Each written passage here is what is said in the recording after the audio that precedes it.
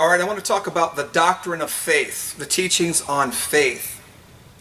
There seems to be a misunderstanding about what faith is and how it grows and how it starts and how it ends and what it does. So I want to talk about faith right here, and I want to show you the different pieces of faith. In other words, there's at least two pieces of faith. One is the initiation. The initiation of faith is where it begins. Okay? The second one is the growing faith, right?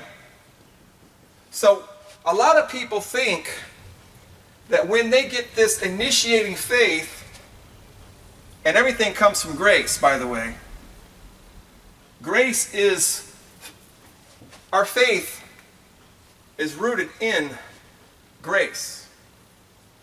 Even when we do the works of faith, that teachings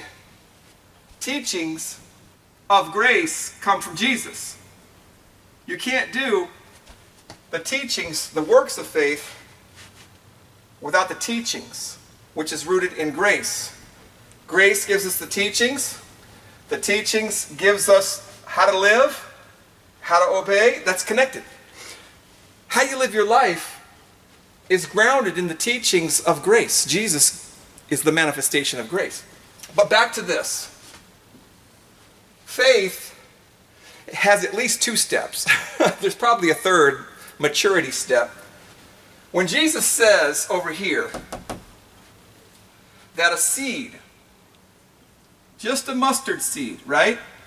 Mustard seed of faith, you can cast a mountain into the sea with just a mustard seed of faith. Now, that mustard seed he's talking about is both. Both. You have to get the beginning believing part, like Abraham believed God. You can believe without even getting off your couch. You can believe. This part right here is where people get confused. They don't understand that this part has to come first, and then this part is necessary to continue in that. These two have to go together. You can't have one without the other. In other words, you're initiating faith, the beginning steps when your eyes are open, which comes from the revelation of God. Revelation, and enlightenment. When God opens up your eyes, when God comes to your mind and gives your mind a revelation that you're a sinner, a revelation that, wow, Jesus died on the cross for me, that knowledge comes to a man's mind by revelation. And that's the beginning of your faith.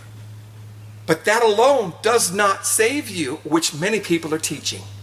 They think that because they have the revelation, the initiating beginning steps of faith, which still comes from the teachings, everything comes from the teachings of Jesus. Everything comes from the teachings of Jesus. Okay, the revelation of the cross comes from Jesus.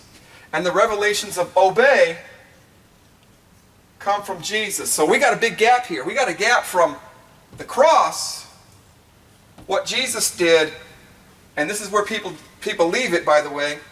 What Jesus did for me, right? What Jesus did, right? For me. What Jesus did for me, they don't understand that Jesus also did something else. He told us to grow. Jesus did that for me. They don't understand that the teachings are not only about the cross, but the teachings also tell me how to continue and grow. In fact, we got a big salvation here. Salvation.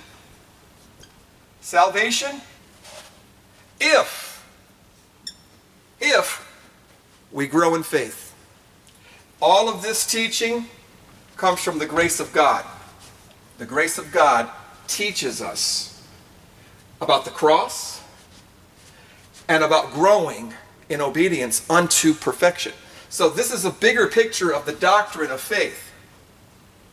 Doctrine of faith, the doctrine of faith right here, is complete, or at least better understood, when we understand the full measure and the components, the parts of faith taught by grace, the two parts. We get people stuck on this side over here, which is it's the blood sacrifice. That's good to know.